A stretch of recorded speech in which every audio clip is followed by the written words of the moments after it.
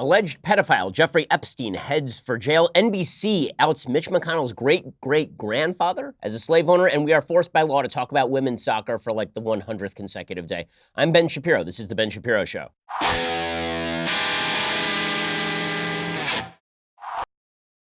I know, I'm excited to talk about women's soccer, aren't you? I mean, it's just what I love doing every single day, but apparently that's what's in the news, so we'll have to do that. We'll get to that in just a little bit, but the big story of the day continues to be the arrest of Jeffrey Epstein. For folks who have not been following this long-running and horrifying story, Jeffrey Epstein is a billionaire financier. It's pretty unclear where he came up with his billions, but the dude is worth a fortune. He also happens to be an alleged pedophile.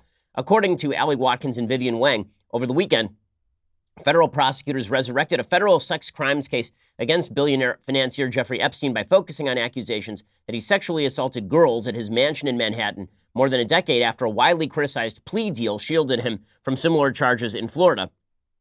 Federal prosecutors unsealed the new charges on Monday, accusing Epstein, 66, of running a sex trafficking operation that lured dozens of underage girls, some as young as 14, to his Upper East Side home and to a mansion in Palm Beach, Florida, according to an indictment.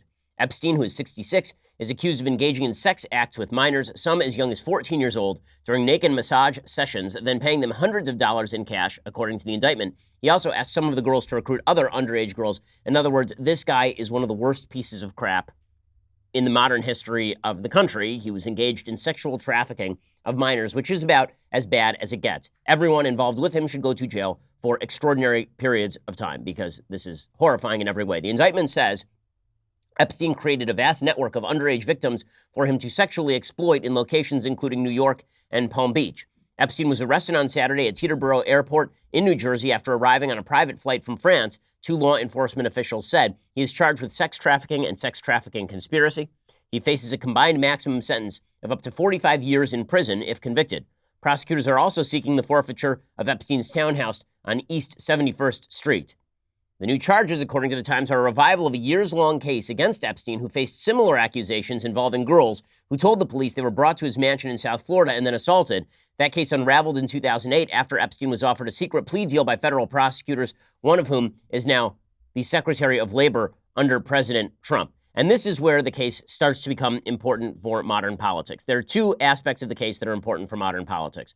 Aspect number one is the involvement of the current Secretary of Labor, who is the prosecutor in this case and who cut a really, really sweet plea deal with Jeffrey Epstein that prevented all of the information in the indictments from going public and ended up protecting Jeffrey Epstein in a variety of ways so that he served a very soft sentence for what are obviously horrific crimes. We'll get to that in just 1 second. First, hiring used to be rough. Not anymore. When someone makes the slightest, most minor, insignificant mistake here on The Ben Shapiro Show, they know how easily we can replace them. Thanks to ZipRecruiter. ZipRecruiter keeps our employees frightened and also productive. ZipRecruiter.com/dailywire. Go check them out right now. ZipRecruiter sends your job posting to over 100 of the web's leading job boards. They don't stop there. As applications come in, ZipRecruiter analyzes every single one, spotlights the top candidates, so you're never going to miss a great match. ZipRecruiter is so effective that 4 out of 5 employers who post on ZipRecruiter get a quality candidate through the site within the very first day. Right now, my listeners can try ZipRecruiter for free at this exclusive web address, ZipRecruiter.com/dailywire. That's ZipRecruiter.com/DAILYWIRE. ZipRecruiter.com/dailywire. By the way, we don't just use it in order so that we can threaten our employees with firing. We also use it when we need new employees who are awesome. And that's why you should use ZipRecruiter too. ZipRecruiter.com/dailywire. ZipRecruiter is indeed the smartest way to hire. Go check them out right now and try them out for free at ZipRecruiter.com/dailywire. Okay, so as I say, there are two reasons why the Epstein scandal is important for today's politics. Reason number one has to do with the Secretary of Labor, whose name is Alexander Acosta under President Trump. He was a prosecutor in the Epstein case. The second reason is all of the rich and powerful people that Jeffrey Epstein knew and who are now being dragged into the conversation about who knew what when, who might have been involved, because apparently Epstein used to traffic these girls to friends. That's one of the allegations. Okay, so the Washington Post reports today the indictment on Monday of Jeffrey Epstein on sex trafficking charges has reignited questions about the way Alexander Acosta, now President Trump's labor secretary, handled an earlier case against Epstein that resulted in a minimal sentence. As U.S. attorney in Florida in 2007, Acosta negotiated a plea deal that led to 2 felony solicitation charges and 13 months in county jail for Epstein. The billionaire financier was allowed to work from his office for 6 days a week. Epstein had been facing the possibility of life in prison. Pretty rich deal right there. His alleged victims were not even told about the deal. On Monday, in the indictment issued in federal court in New York, Epstein faced charges resulting from allegations like those in the Florida case. The indictment says that in both New York and Florida, Epstein perpetuated this abuse in similar ways. Acosta, through a spokesperson, declined to comment. Labor Department spokesperson Robert Bizzuto referred questions about Acosta's role in the plea deal to the Justice Department. A Justice Department spokesperson then declined to comment. This was very controversial because the Miami Herald had done a long-running series about exactly what happened here, and it appeared that this was a sweetheart deal for Jeffrey Epstein, who called in favors from friends, who then called in prosecutors. That at least was the allegation made by the newspapers in Florida. Officials at the White House are nervous that Democrats will encourage women allegedly abused by Epstein to testify publicly before Congress, drawing attention to Acosta's work on the plea deal. President Trump right now has no immediate plan to force out or fire Acosta. Like others, officials are speaking on condition of anonymity. A senior White House official said the administration would like to learn the contents of a Justice Department inquiry into Acosta before making any decision. So there is already a DOJ inquiry on all of this. House Speaker Nancy Pelosi, of course, says that Acosta should step down. She is doing so precipitously because we still don't know all of the information. But if it is true that things are as bad as they appear, there's no question that Acosta should step down. I mean, if it turns out that he cut a sweetheart deal on the basis of something corrupt, not only should he step down, he should be disbarred, obviously. Maybe there might be prosecution in the works if corruption was involved. Acosta has not been summoned to testify before Congress specifically on the matter. The only person who asked him about all of this at his confirmation hearing in 2017 was Senator Tim Kaine of Virginia. Acosta told Kaine that professionals within a prosecutor's office decided on the deal, taking himself out of the negotiations. He said, "This wasn't my deal in the first place." Two House Democrats said the party now has more leverage to demand that Acosta testify. Jamie Raskin, Democrat of Maryland, he said in the wake of the New York charges, there is resurgent interest in hearing from him about the dual system of justice in Florida. Acosta has some major reckoning to do. Several Republican members of Congress said they supported Acosta or reserving judgment about the labor secretary pending the DOJ inquiry at this point. Senator Roy Blunt, he said, if there's more that comes out, I'll be glad to look at it. At this point, I think it's been looked at repeatedly. I think everybody has reached the same conclusion. There is a Justice Department Office of Professional Responsibility. They investigate misconduct of department employees, opened an ethics investigation in February into whether its attorneys committed professional misconduct in pursuing the plea deal in the first place. It is unclear at this point how this is going to result. Acosta's initial handling of the case was widely criticized. He signed off on a deal in which, in exchange for guilty pleas in state court to solicitation, Epstein served the 13-month sentence, registered as a sex offender, and paid restitution to certain victims. The deal was initially sealed, keeping it secret until it was released as part of a 2015 lawsuit. In addition, while the Florida investigation initially came to the attention of authorities because of a 14-year-old alleged victim, the only minor Epstein was convicted of soliciting was 16 years old, according to the Washington Post. That age difference eased his obligations to register as a sex offender. In 2011, Acosta, again the Secretary of Labor, wrote a letter seeking to explain his reasoning, saying he faced a year-long assault on the prosecution and prosecutors by an army of legal superstars. He also wrote that defense lawyers investigated individual prosecutors and their families, looking for personal peccadillos that may provide a basis for disqualification. Again, I think there is going to be a lot more information that comes out right here, and we will find out as time goes on. Suffice it to say that with all of this swirling, Acosta should certainly be thinking about whether it is good for the administration for him to remain and whether the Trump administration should have to bear the burden of a case that seems pretty obviously wrongly negotiated in the first place. That is angle number one, and folks are jumping all over it. Angle number two is that Epstein had a lot of rich and powerful friends with whom he used to hobnob. And two of those friends were Bill Clinton and Donald Trump. And so there's all sorts of speculation today that either one of those men is involved in these sorts of sexual activities with women or girls who are underage. And that speculation obviously is based also on the reputation of the two men, both of whom are famous womanizers. According to the Associated Press, Jeffrey Epstein has hobnobbed with some of the world's most powerful people during his jet-setting life. Future President Donald Trump called him a terrific guy. Former President Bill Clinton praised his intellect and philanthropic efforts and was a frequent flyer aboard his private jet. The arrest of the billionaire financier on child sex trafficking charges is raising questions about how much his high-powered associates knew about the hedge fund manager's interactions with underage girls and whether they turned a blind eye to potentially illegal conduct. And of course, it is putting additional scrutiny on Alex Acosta as we have pointed out, Kellyanne Conway told reporters at the White House that the president has not talked to Epstein in 10 or 15 years. She said, like everyone else, Trump sees the charges against Epstein as completely unconscionable and obviously criminal, disgusting. Conway also defended Acosta, saying that the actual perpetrator here is Jeffrey Epstein. The only major comment that has ever been given to date that we know about from Trump about Epstein is a comment to New York Magazine in 2002 in which he said that he had known Epstein for 15 years and praised him as a terrific guy, saying, quote, he's a lot of fun to be with. It is even said that he likes beautiful women as much as I do, and many of them are on the younger side, which is not a great thing to say about a guy who's an alleged pedophile. No doubt about it, Jeffrey enjoys his social life. Trump Organization attorney Alan Garten has since distanced Trump from Epstein, telling Politico in 2017, Trump, quote, had no relationship with Mr. Epstein and had no knowledge whatsoever of his conduct.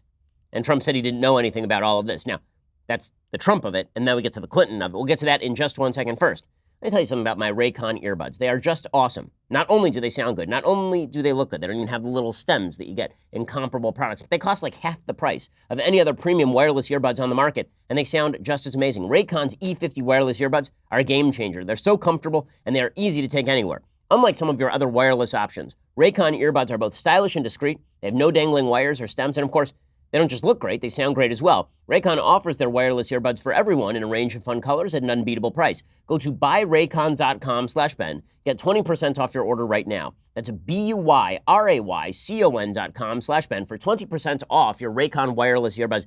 They're awesome, which is why I wear them pretty much everywhere. I mean, I'm listening to content all day long, and Raycon not only makes that possible, they do it with style and at a cost you can afford. If you've been eyeing a pair, now is the time to get an amazing deal. One more time.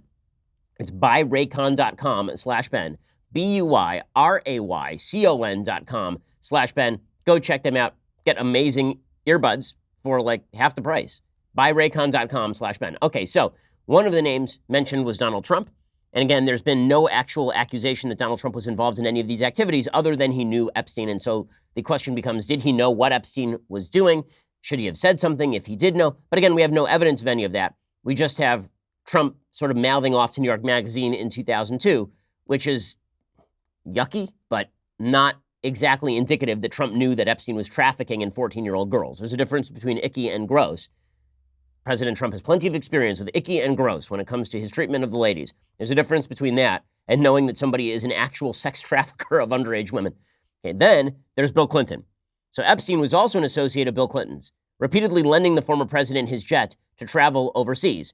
Flight logs obtained by Fox News showed the former president took at least 26 trips aboard Epstein's Boeing 727, nicknamed the Lolita Express, from 2001 to 2003.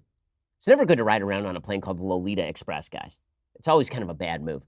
That included extended junkets around the world with Epstein and fellow passengers identified on manifest by their initials or first names, including Tatiana, according to the outlet. Clinton told New York Magazine through a spokesman for that same 2002 story, quote, Jeffrey is both a highly successful financier and a committed philanthropist with a keen sense of global markets and an in-depth knowledge of 21st century science. I especially appreciated his insights and generosity during the recent trip to Africa to work on democratization, empowering the poor, citizen service, and combating HIV/AIDS.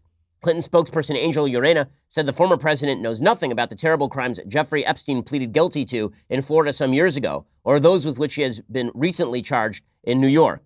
He said in 2002 and 2003, Clinton took 4 trips on Epstein's plane with multiple stops and that staff in his Secret Service detail traveled on every leg. So the claim is that the discrepancy between 26 flights and 4 trips is that a trip can include multiple flights. And so it was 4 trips and Secret Service was there. And thus, this was not Clinton flying over to Lolita Island or Sex Slave Island and then participating in the proceeds of evil. Urena said he has not spoken to Epstein in well over a decade, has never been to Little St. James Island, Epstein's ranch in New Mexico, or his residence in Florida. All of this is extraordinarily ugly, of course, and it does raise questions about whether we have a dual track of justice in the United States for folks who are exorbitantly wealthy. The answer, of course, is yes. We'll get to that in just 1 second. So there are also accusations that this story was well known by the media and that a cover-up basically took place, including by major editors. Over at Democracy Now!, which is a far-left website, They did an interview with Vicky Ward, who's an investigative journalist who profiled Epstein for Vanity Fair in 2003 in a piece headlined "The Talented Mr. Epstein." The magazine's editor at the time, according to Democracy Now!, that editor named Graydon Carter cut out the testimonies of two young women Epstein allegedly molested, who had spoken to Vicky Ward on the record, one of them underage. Ward wrote about what happened with her Epstein reporting for the Daily Beast in an article headlined, "I tried to warn you about sleazy billionaire Jeffrey Epstein," in 2003. And here is what she wrote about this year. The piece was it was originally published in 2015, updated as of yesterday. Vicky Ward says, "Jeffrey wanted me to tell you that you looked so pretty," the female voice said into my disbelieving ear. "It was the fall of 2002. I was pregnant, uncomfortably so, for the first time and with twins due the following March. I was besieged by a relentless morning sickness. I was sick in street gutters onto my desk at dinner with friends. I suffered severe bloating and water retention. But here was this faux compliment coming bizarrely and a bit grotesquely from a woman I hadn't met, a female assistant who worked for one Jeffrey Epstein, a mysterious Gatsby-esque financier whom I'd been assigned to write about by my then-boss Graydon Carter, the editor of Vanity Fair.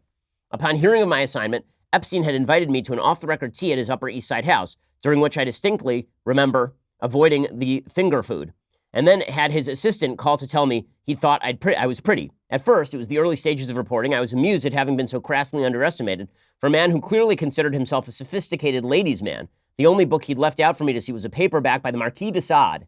That's a hell of a tactic. I thought his journalist seduction technique was a bit like his table manners, in dire need of improvement. If only it had ended there. This was what it had been meant to be, a gossipy piece about a shadowy, slightly sinister, but essentially harmless man who preferred track pants to suits, but somehow lived very large, had wealthy, important friends, hung out with models, and shied away from the press. But it didn't. I haven't ever wanted to go back and dwell on that dark time.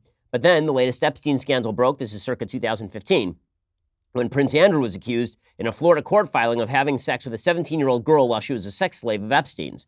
In the last 48 hours, I've had a journalist from the UK Sun newspaper put herself inside my foyer. I've been inundated with requests for TV interviews. Epstein's old mentor, the convicted fraudster Stephen Hoffenberg, recently released from jail after a 20-year sentence, had been pestering me and my agent to write a movie. Separately, Hoffenberg's daughter has gotten in touch, and it's gotten me thinking there are some injustices maybe only time can right. Perhaps now is the time. And Vicky Ward goes on to talk about how all of this gossip was starting to emerge, how she talked with at least a couple of underage girls who accused Epstein of engaging in criminal activity, and how all of this was basically silenced by Graydon Carter, how Graydon Carter had her cut all of this out of the story. You know, all of this does speak to something deeply ugly about the halls of power in American life, about the reason that there are so many people who are suspicious of exactly how our criminal justice system works. Epstein speaks to all of those things. Epstein speaks to all of those things. And it does go to our perceptions of how justice ought to be done in the United States. It does raise questions about how justice ought to be pursued. Now, that does not mean that people are being over-prosecuted if they are poorer. It does mean that people are being under-prosecuted if they are richer. There's a difference between the two accusations. We'll get to more of that in just 1 second. First, let me talk to you about starting Daily Wire. So when we started Daily Wire, we had to expend an enormous amount of energy and an enormous amount of capital. And one of the ways you end up spending a lot of capital is on your legal costs. But you don't have to. One of the best resources to help you run your business is LegalZoom. LegalZoom was created 18 years ago to help all Americans confidently get past the hurdles that come with owning a business. Since then, over 2 million people have trusted LegalZoom to help start or run their businesses. Whether you have questions about incorporating or forming an LLC, if you need tax advice, contracts reviewed, or info on trademarks, their network of independent attorneys and professionals can provide the guidance you need. The best part is you won't get charged by the hour because LegalZoom is not a law firm. Let LegalZoom help out with your small business worries so you can focus on what you do best. Visit LegalZoom.com right now and use promo code BEN at checkout for special savings. That's LegalZoom.com, promo code BEN. LegalZoom, where life meets legal. Go check them out at LegalZoom.com. I'm a lawyer, and I've been using LegalZoom myself for years. They just have great legal resources. You're not going to have to spend an arm and a leg to get your business started or make it more efficient. Check them out right now at LegalZoom.com and use promo code BEN at checkout, LegalZoom.com. Okay, so let's talk about this dual track of justice. So there's an accusation that's been made by Elizabeth Bruning, who is a sort of interesting columnist for the Washington Post, and she talks at length very often about her sort of perception of wealth. And what she says about this case is that this is an obvious case of rich people solidarity. That basically rich people decided to overlook all of this because they are rich. And that the best way to read this case is banality of evil among rich people who see class solidarity as the thing that really matters.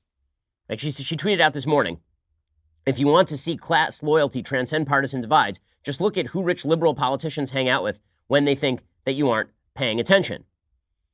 Well, yes and no. Yes and no. The fact is that rich people do tend to hang out with rich people, just like people who are poor tend to hang out with people who are poor.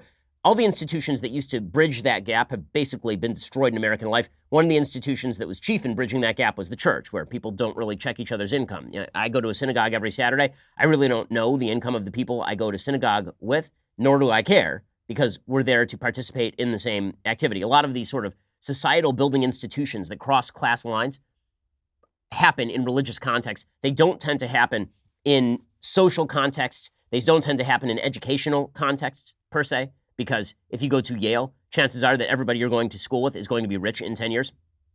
With all of that said, the idea that rich people are backing each other up because they are rich, that is an overread of the situation. It does mean, however, that they are in contact with other people who are rich and powerful on a regular basis. And Epstein was giving lots of money to various charities, including cancer charities and Harvard University. And this put him in contact with a lot of very rich and powerful people. So when he was in trouble, he could pick up the phone, and a lot of those people were on speed dial.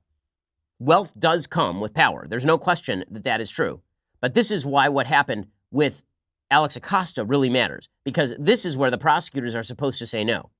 This is where the prosecutors are supposed to say, listen, you can hire the best attorneys, you can call all your powerful friends, but we stand for the people. This is why prosecution is not the victim versus the perpetrator. Prosecution is instead the people versus. Every case in state prosecution courts is the people versus. You're supposed to be representing the people of a particular state, and that means that you're not supposed to be cutting sweetheart deals. This is why I think what comes out from the DOJ about Acosta's involvement in the sweetheart deal is much more important than all of the people that Epstein was hobnobbing with. If you can't prove that any of those people were actively engaged in sex trafficking, then I think casting aspersions at them that they were, quote unquote, probably engaged in sex trafficking is inappropriate. I think that's true whether you're talking about Donald Trump or whether you're talking about Bill Clinton. Like, is it suspicious that all these guys were flying around with Alex Epstein? Or Jeffrey Epstein, rather? Yeah, of course that's suspicious. But does that mean that we can immediately say that these guys were involved in the same sorts of activities? No, it doesn't mean that at all. It turns out that when you're hanging out with rich people all the time, some of those rich people are probably going to be criminals. And that is true no matter which class you are in. Virtually everybody knows somebody who has committed a crime. And when you're very wealthy, and you are a philanthropist and you are trying to buy access for your business, which is basically why Bill Clinton was getting flown around in 2002, 2003, well, then presumably you're going to come into contact with a lot of very powerful and corrupt people. So I would put the Clinton and Trump stuff off to one side, and I would put the Secretary of Labor questions on another page entirely. But suffice it to say, it'll be fascinating to watch as all of this unfolds, fascinating and horrifying.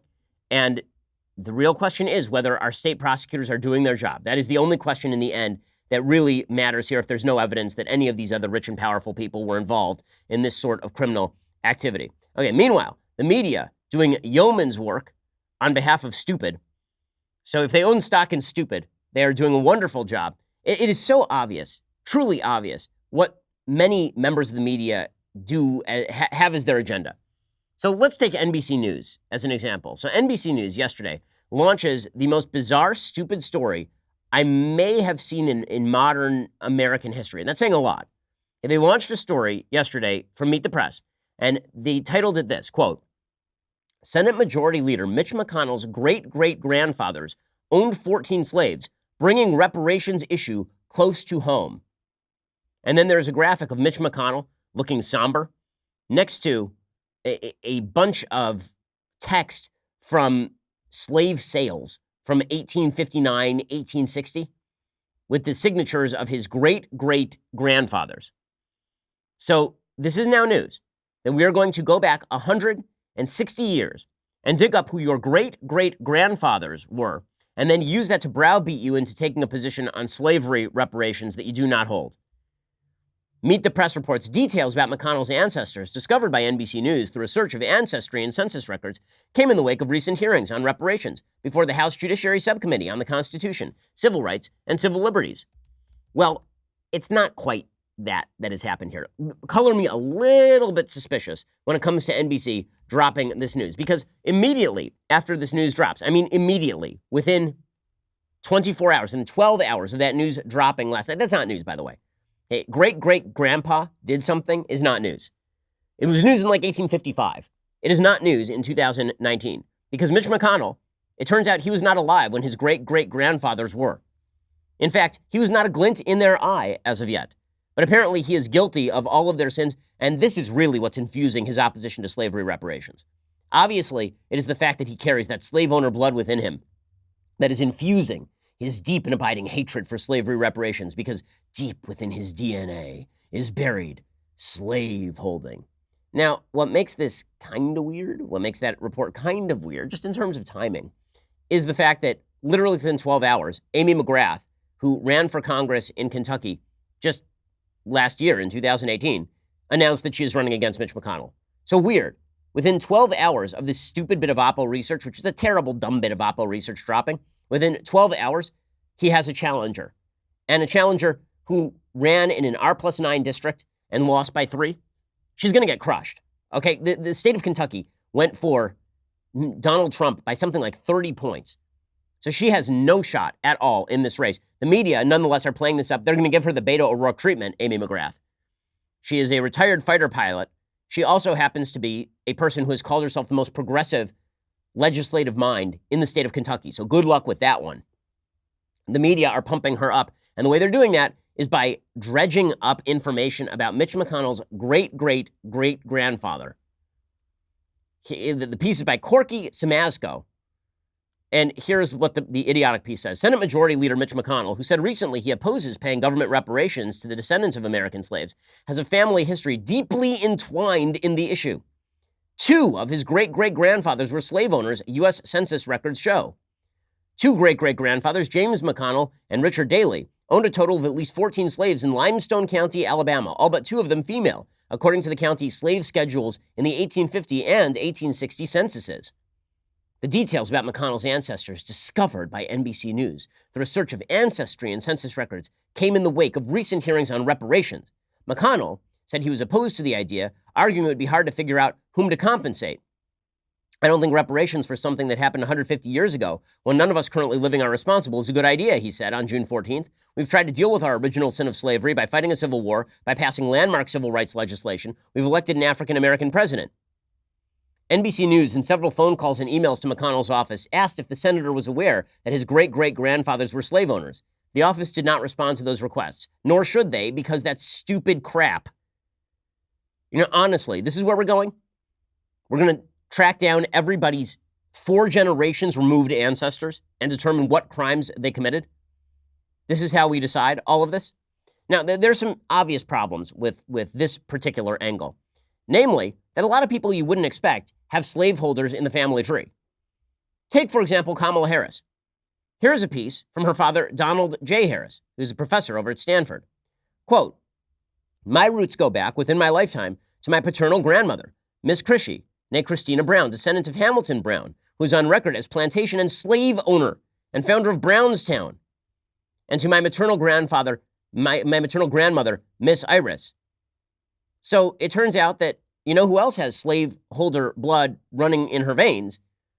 Presumably, if we're using the same metrics as Mitch McConnell, is Kamala Harris. But I guess Kamala Harris is off scot-free because she has the right politics. That's how this works. So a thing for which you are not responsible. We used to have this thing in America where you weren't supposed to judge somebody based on an immutable characteristic, like their race, for example, the level of melanin in their skin, based on their ancestry. You weren't supposed to judge people based on that, but apparently you can if they hold the wrong political positions. So Mitch McConnell opposes slavery reparations. He has 2 great-great-grandfathers who were slaveholders. That's probably why he's doing this, because he wants to avoid paying $80,000 or something in taxes. That's obviously why Mitch McConnell is doing all of this. And Kamala Harris gets off scot-free because Kamala Harris, of course, while she has slaveholders in the family tree, she is in favor of reparations. So that means she's, but this does raise some weird questions about Barack Obama, who, as it turns out, used to oppose slavery reparations. Like in 2008, he came out and he said openly that he was opposed to slavery reparations. So what do we do with the fact that Barack Obama has, you guessed it, slaveholders in his family tree? And listen to how the Baltimore Sun covered this twist on Obama's family history at the time. This is more appropriate coverage, but here is how the coverage was done about Barack Obama versus NBC News doing it about Mitch McConnell. Quote, many people know the Democratic presidential candidate Barack Obama's father was from Kenya and his mother was from Kansas. But an intriguing sliver of his family history has received almost no attention until now. It appears that forebears of his white mother owned slaves, according to genealogical research and census records. The records, which had never been addressed publicly by the Illinois senator or his relatives, were first noted in an ancestry report compiled by William Adams Wright Wisner, who works at the Library of Congress. The report carries a disclaimer that it is a first draft, one likely to be examined more closely if Obama is nominated. According to the research, one of Obama's great-great-great-great-grandfathers, George Washington Overall, owned 2 slaves who were recorded in the 1850 census in Nelson County, Kentucky. Oh, so they were next-door neighbors with Mitch McConnell's ancestors. The same records show that one of Obama's great-great-great-great-great-grandmothers, Mary Duval, also owned 2 slaves. So it turns out that Obama has basically the same family story as Mitch McConnell, and also opposed slavery reparations. But that wasn't why he opposed slavery reparations, obviously, at the time. But for Mitch McConnell, it is. The media are so corrupt and so stupid, at least members of the media who cover this kind of stuff as news. The Washington Post covered it too. It's all insipid, and it is obviously a smear and obviously a hit job. But this is what so many members of our media are engaged in these days. It truly is gross and stupid. We'll get to more of that in just one second. First, you may know I'm on the internet for about 24 hours per day. I'm concerned about hackers stealing my data because of that. And that's why I trust ExpressVPN to protect my online activity. You should too. Hackers, governments, internet companies, basically everybody is gobbling up your data, like all of it. ExpressVPN runs in the background of your computer or phone, and then you use the internet just like you normally would. You download the app, click to connect, and voila, you are protected by their powerful encryption technology. I never go online without ExpressVPN, and you shouldn't either. ExpressVPN is the fastest VPN I've tried, costs less than $7 per month, and comes with a 30-day money-back guarantee. Stop hackers, Big Brother, internet companies from grabbing that data. They are using that data. Well, why should they use that data without your permission? Take back your online privacy like I did with ExpressVPN. Protect your online activity today. Find out how you can get 3 months for free at expressvpn.com/Ben. That's expressvpn.com/Ben for 3 months free with a 1-year package. Visit expressvpn.com/Ben to learn more. Go check it out right now, expressvpn.com/Ben. Okay, in just a second, we're going to get to the Democratic presidential race, where the media are doing incredible work on behalf of candidates they love, and they are hatchet jobbing everybody else. We'll get to that in a second. First, head on over to dailywire.com. For $9.99 a month, get a subscription. For the annual, $99 a year. You also get this, the Leftist Tears Hot or Cold Tumbler. It is indeed phenomenal. You will enjoy it. You also get all sorts of benefits, including 2 additional hours of the show every single day. We are working hard for you. So go check us out over at dailywire.com. All sorts of great things. Sunday special coming up this Sunday is really first rate. You're going to get it on Saturday if you happen to be a Daily Wire subscriber. All sorts of goodies. Go check us out. We are the largest, fastest growing conservative podcast and radio show in the nation.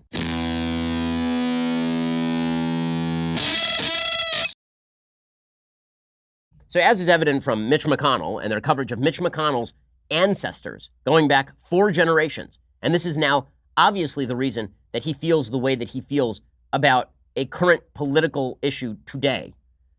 I mean, it's such an astonishingly stupid and perverse and corrupt and sick way of doing politics to go back to something no one can control, namely their ancestry, and then declare that inevitably, based on that ancestry, that is probably why they hold the positions that they do today. It's so divisive and so cruel and so terrible and so inconsistent. And as I say, Barack Obama had slaveholders in the family tree, 2 of them. Kamala Harris, apparently, according to her dad, had slaveholders in the family tree. By the way, I will note also that Snopes, right, did a fact check on the claim that Kamala Harris had slaveholders in the family tree, and they labeled it unknown and suggested that right-wing purveyors of doubt were putting out that information. No, Donald Harris, Kamala Harris's father, put out that information. So are we to take him at his word or no? Apparently not. If it does not cut in Kamala Harris's favor, Snopes.com and their fact-checking. Well done, guys. Just really strong stuff. when the media have an agenda, they're willing to push it however they can. Right now, in the 2020 race, their agenda is to knock Joe Biden out. So there are a couple new polls that are out today. Joe Biden is still leading the field, but those polls are obviously narrowing, and that is a problem for Joe Biden. The latest poll is an Emerson poll that is out today, and it kind of shows what polls have been showing for the last couple of days. Biden continues to have a substantial lead. He is at 30%, according to Emerson. He's at 30, but there are three candidates who are tied at 15. And that's a problem for him, because if he's at 30, they ain't all going to be at 15 by the time these primaries roll around. Right? Pete Buttigieg, by the way, you want to talk about somebody who's been inflated by the media. Buttigieg is it. I mean, Buttigieg raised a fortune, and he is good on the stage. He is a good talker, Pete Buttigieg. I've talked about this before, but he is averaging 5.3% in the polling. I mean, this is not somebody who's cracked double digits in one poll in the last month and a half, as far as I'm aware. In the last several polls, he's at 5, 6, 8, 4, 4, 6, 4. Okay, so Pete Buttigieg is really not a top contender. Right now, there are four top contenders in the Democratic Party. Those are Biden, Harris, Sanders, Warren. Harris, Sanders, and Warren are all splitting 45% of the vote. As Sanders continues to recede, what you will probably see is that support bleed over to Elizabeth Warren, and you may start to see Kamala Harris continue to rise if black voters start to bleed over to Harris. So I think that it's a three-person race. It may be a two-person race between Biden and Harris. If this continues, the two latest polls, Emerson has Biden at 30, and then the other three candidates tied at 15. Politico has Biden at 31, Bernie Sanders at a solid 19, Elizabeth Warren at 13, and Kamala Harris at 14 points. There's a poll out today that showed actually that among 2016 Bernie Sanders voters, Elizabeth Warren was now the favorite candidate, which is sort of fascinating. In any case, it is obvious that many members of the media want to see Joe Biden go down. They're not interested in Joe Biden being the candidate. So here's a CNN panel saying that Joe Biden is out of touch. He's obviously out of touch.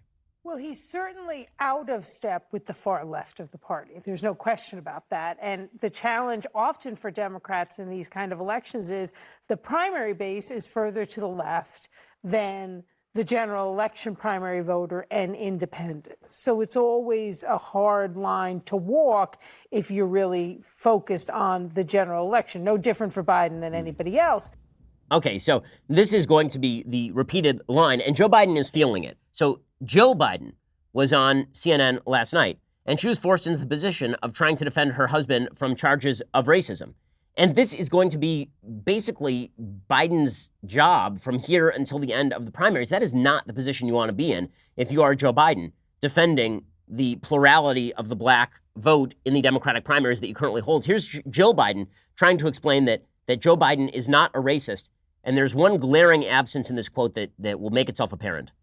I mean, the one thing you cannot say about Joe is that he's a racist. I mean, he got into politics because of his commitment to civil rights. And then to be elected with Barack Obama, and then someone is saying, you know, you're a racist. As soon as I heard those words. They say you're not a racist, I know, but as soon as I heard stinks. those words, I thought, uh-oh, what's coming next? And I think the American people know Joe Biden. They know his values. They know what he stands for. And they didn't buy it. Okay, so Jill says, well, he served with Barack for 8 years. Where's Barack? Where is he? Where's Michelle? She wouldn't comment on this. Joe Biden has a problem. So the same media that is attempting to take down Mitch McConnell, many of them are very eager to watch Joe Biden burn, as long as he's not the nominee. As soon as he becomes the nominee, then, of course, things switch on him. The rest of the Democratic Party continues to run dramatically to the left. Elizabeth Warren, who is attempting to grab that Bernie Sanders base and successfully wresting away at least double-digit support. Elizabeth Warren reiterated yesterday that she wants to decriminalize border crossing, which would effectively mean that if you cross the border illegally in the United States, you get to remain forever, because we would now have no grounds for deportation absent some other law-breaking, I assume. Quick yes or no, repealing 1325 of immigration. Are you in favor of that? So I am. I think that the whole notion of criminalizing the approach to coming across the border without documentation is not making anybody any safer, and that we just need to be in a different position on this. Okay, so Elizabeth Warren's claim there that we need to be in a different position on illegal immigration is a very, very radical claim, and not particularly surprising. Not particularly surprising, because Elizabeth Warren is indeed a radical. She's outraising Bernie Sanders, by the way. In the last quarter, she outraised Bernie Sanders, $19.1 million she raised in 3 months. That is not in a huge election haul at this point, but it does place her firmly in the top echelon of the Democratic money race, according to the New York Times. She had raised just $6 million in her campaign's first 3 months, and it had caused some people, like me, to write her off. And she obviously was not to be written off. 2 candidates have reportedly topped $20 million in the second quarter. Pete Buttigieg raised $25 million in the second quarter to be at 5% in the polling, and Joe Biden collected $22 million. Sanders brought in $18 million in the quarter. Kamala Harris really lagging behind at $12 million, although that is going to uptick significantly next quarter. It's not just Elizabeth Warren who is moving radically to the left. Bill de Blasio, who has no shot in this presidential race at all, he came out yesterday and he suggested that he basically wants to stop privatization of education, like no more private schools if he can get away with it, that if he can get away with it, he would like to get rid of public funding for charter schools, many of which have been the most successful schools in his own area of New York. Bill de Blasio going full commie here. All right, everyone, I'm going to be blunt with you. I am angry about the state of public education in America. I am angry about the fact that you are disrespected on a regular basis in this country, despite doing such important work. I am angry about the privatizers. I am sick and tired of these efforts to privatize a precious thing we need, public education. I know we're not supposed to be saying hate. Our teachers taught us not to. I hate the privatizers, and I want to stop them. Okay, so that is, again, where the Democratic Party is. If that's where the Democratic Party is and that's where the media are, then Joe Biden has some serious trouble on his hands. The good news for Joe Biden is that now there is another candidate in the race who's going to draw significant support. I'm talking, of course, about Tom Steyer, the billionaire. Now, I know we lost Eric Swalwell yesterday, and that's really sad because we are all Eric Swalwell. Eric Swalwell dropped out. He is out. His campaign lasted a grand total of 91 days, but it felt like longer than that, frankly, because every moment Eric Swalwell was on stage was an eternity. But now we have a new candidate jumping in. It's just what we need. It's Tom Steyer, who's already spent hundreds of millions of dollars on quixotic campaigns to fight climate change while flying around in his private jet. Tom Steyer is now going to spend another $100 million, presumably running for president on the basis of he likes the environment.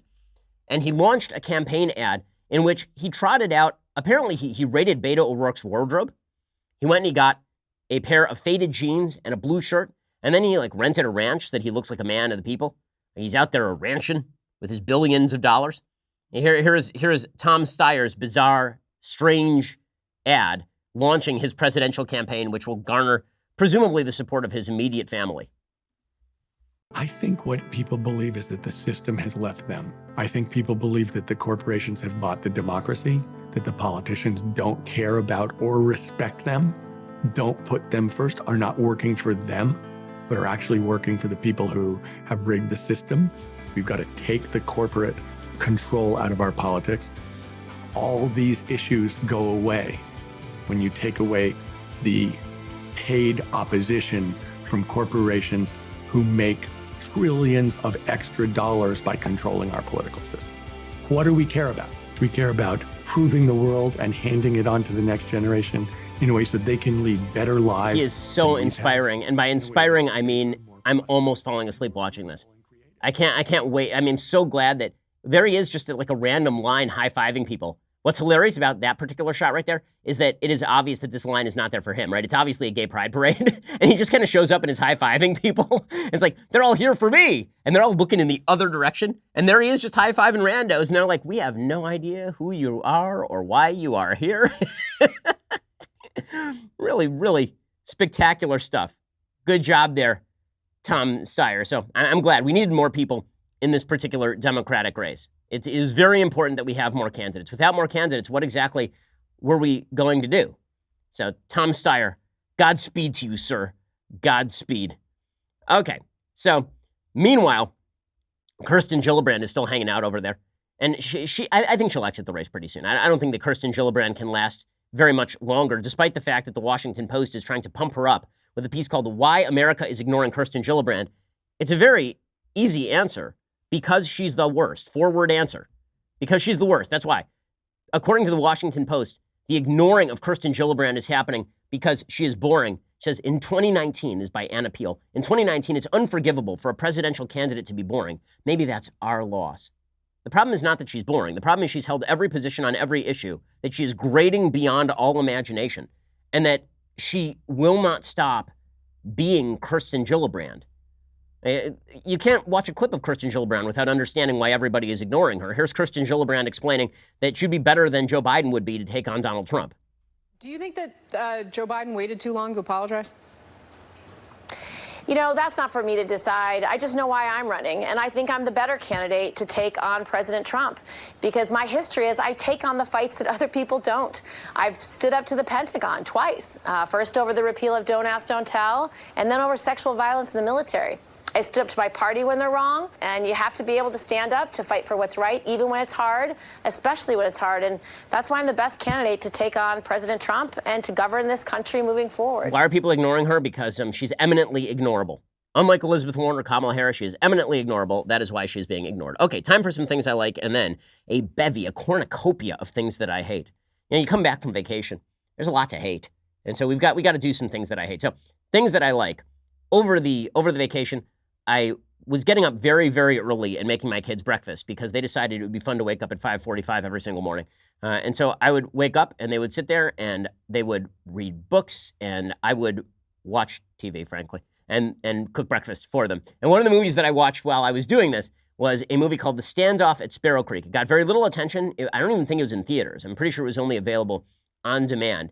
The basic premise of the film is that there is a militia group that receives a call that a militia member has shot up a bunch of police officers, and then they gather together because they're afraid that the police are going to come after them, even though they're not responsible, and they realize that, at least they think, one of them committed this crime. And the movie is a really, really good, tight, kind of black box thriller. One of the things that I really enjoy are movies that can be done basically with no budget, and this is a movie that was done with no budget, and you can tell it was done with no budget. I also tend to like claustrophobic movies that are written.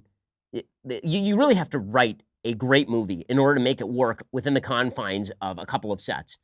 So, for example, 8 Cloverfield Lane, the first 3/4 of that film is just phenomenal. It's just phenomenal because it's all taking place with about 4 characters I think it's 3 characters in a very small space. This is done with basically 5 characters, 6 characters in a very small space.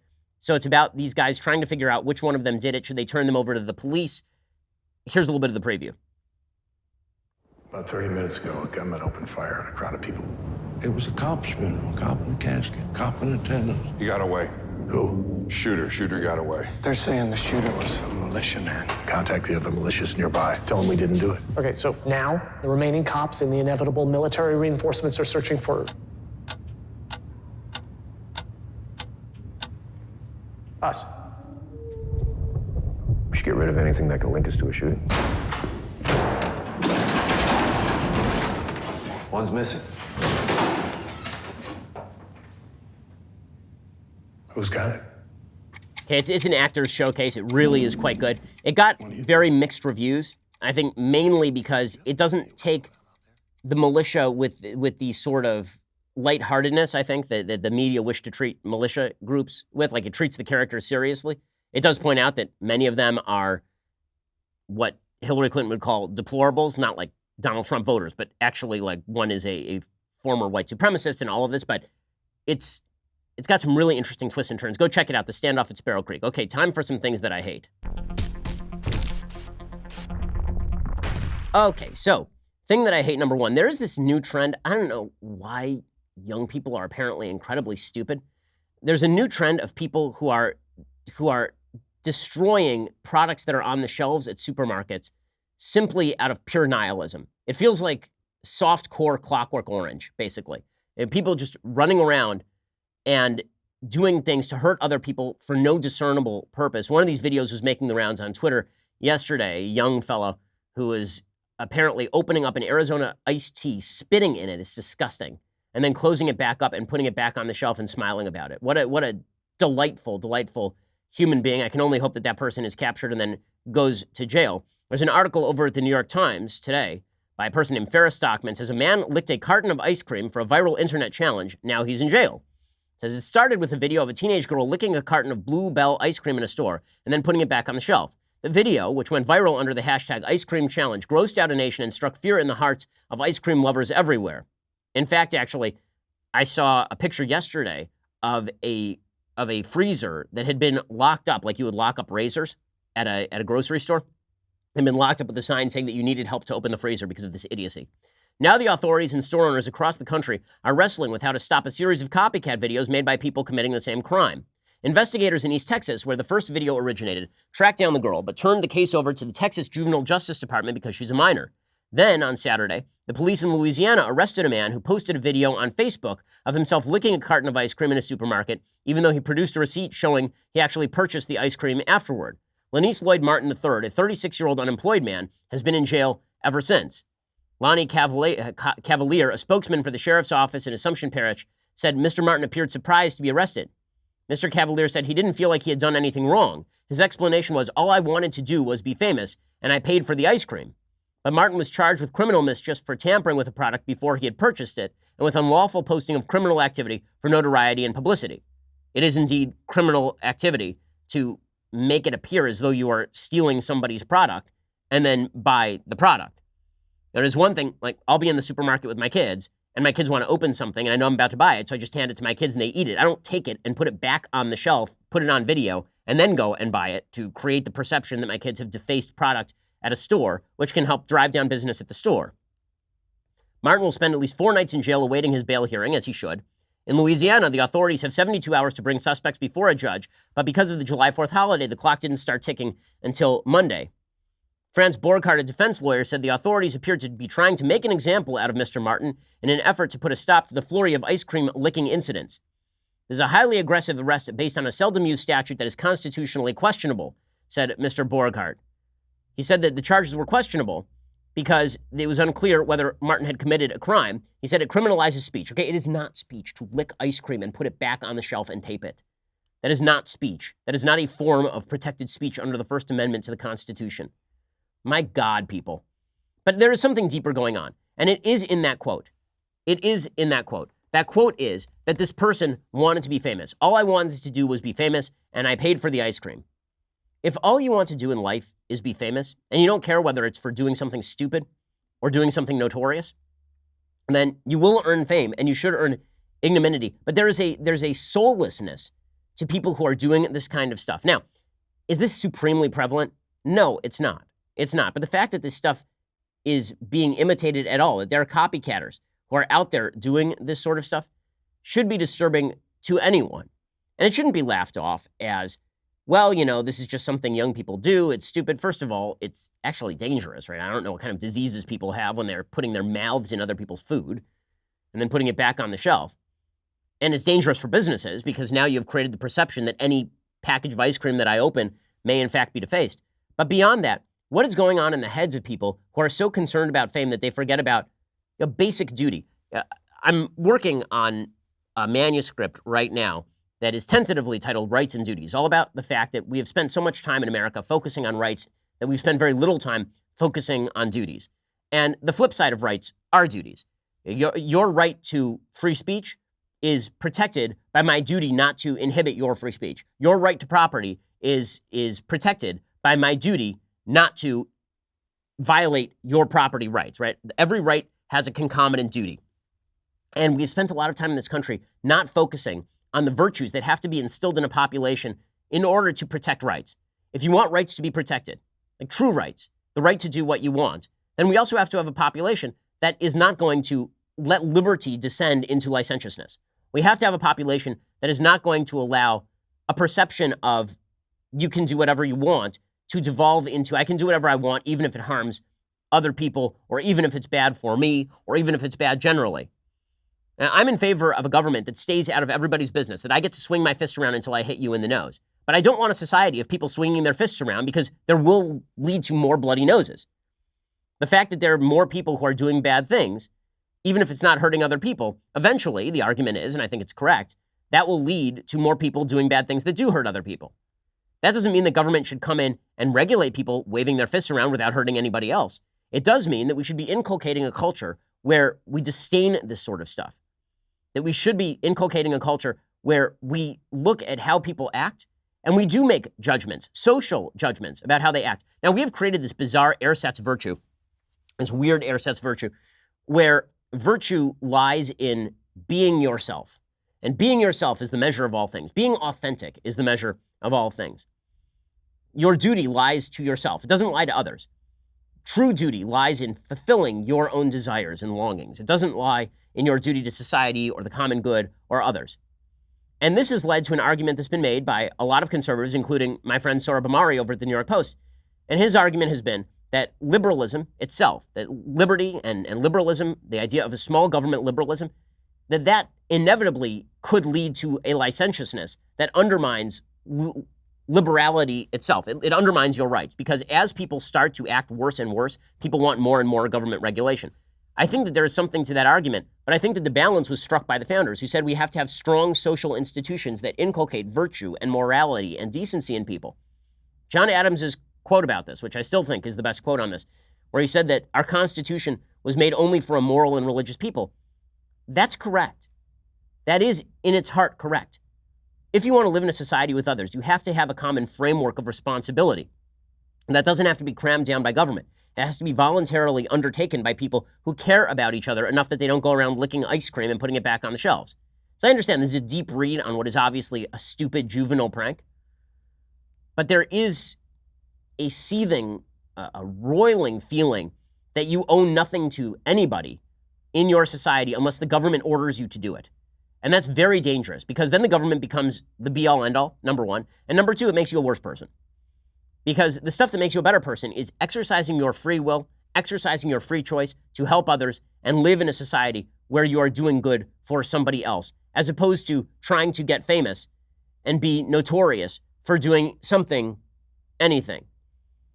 As we, again, start to measure ourselves by our beliefs about ourselves, not by beliefs of others, we become worse.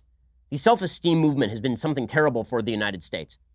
There's this notion that was put out in the 1950s, 1960s, that self-esteem was the reason that crime was occurring, that the rise in crime was tied to low self-esteem. All we had to do was boost self-esteem in order to lower crime rates. If we wanted less bad behavior, we needed to boost self-esteem. It turns out that precisely the opposite is true. Sociopaths have extraordinarily high self-esteem. Self-esteem is not in any marked way tied to whether you're a criminal or not. In fact, lower self-esteem, a feeling that you have not achieved enough, is very often tied to achievement. Amy Chu, so-called Tiger Mom professor over at Yale, she's talked about the idea that cultures that actually inculcate a feeling of shame for lack of achievement tend to be more successful. That self-esteem is not part of the equation. That earned self-esteem is important. Earned achievement is important. And that you can earn that self-esteem in a number of ways, including helping out other people in your community.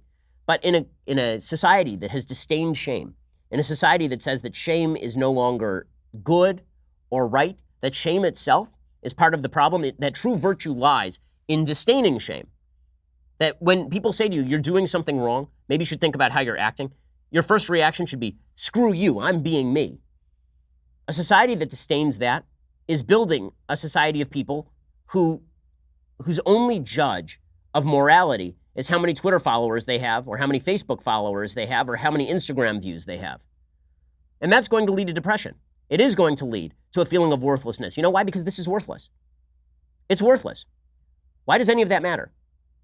Why would fame, without any regard for the reason for your fame, be something worth pursuing? Especially here, it's not going to make the guy rich. It's not like he's going to get any ancillary benefits from being famous. It's almost like people who are writing their names underneath, graffitiing their names on a subway station in order to feel as though they have left their mark. There are a couple of ways to leave your mark in real ways in the world. One is to be incredibly destructive, and one is to be incredibly creative, to help other people, to be part of that social fabric, to rebuild communities. The individualistic atomism that's been promoted by social liberalism in our culture is really dangerous stuff. And we tend to think of it as fulfillment and freedom. But the idea of freedom was always tied to the notion that we were going to take care of each other on a voluntaristic basis. We were going to build together, that we didn't need government to tell us what to do. We took pride in the fact that we could get together and build things. That doesn't mean we were perfect, but it does mean the mentality was better than the mentality is now. The mentality now is, if the government doesn't prohibit it, then I am allowed to do it. Nay, it is promoted that I do it. The government is tasked with inculcating its own peculiar sense of what is right and what is wrong. But you are not only under no obligation to do that, you are basically prohibited from even enacting your private morality in public with others on a voluntary basis. And that leads to a generation of people who really are kind of lost. That's what I'm seeing out there. And I think that it's dangerous. We need a return to virtue. Virtue is not a word that gets said a lot anymore. But we need to talk about virtue and we need to talk about duty. And I'm not talking about the government imposing it from above. In fact, the reason that I want virtue and duty to return is so that we don't have to have a government imposing all of this stuff from above. If liberty turns into licentiousness pretty clearly and obviously turns into tyranny. Alrighty, we'll be back here a little bit later today with a lot more content, 2 additional hours. We'll see you then. I'm Ben Shapiro. This is The Ben Shapiro Show. The Ben Shapiro Show is produced by Robert Sterling, directed by Mike Joyner, executive producer Jeremy Boring, senior producer Jonathan Hay. Our supervising producer is Mathis Glover, and our technical producer is Austin Stevens, edited by Adam Sayevitz. Audio is mixed by Mike Coromina. Hair and makeup is by Jesua Olvera. Production assistant Nick Sheehan. The Ben Shapiro Show is a Daily Wire production. Copyright Daily Wire 2019. Hey everybody, it's Andrew Klavan, host of The Andrew Klavan Show. Alleged crap stain Jeffrey Epstein has been arrested again for allegedly raping and pimping allegedly underage girls like the alleged scumbag he allegedly is. As a result, Epstein's Wikipedia entry is being rewritten to edit out Epstein's good pal Bill Clinton, and Labor Secretary Alex Acosta is being set up as the sole scapegoat because Acosta provides a tenuous connection between Epstein and Donald Trump. The coverage of this story is going to reveal who among journalists and politicians cares about the truth and who only cares about preserving Democrat power. We'll talk about it on The Andrew Klavan Show. I'm Andrew Klavan.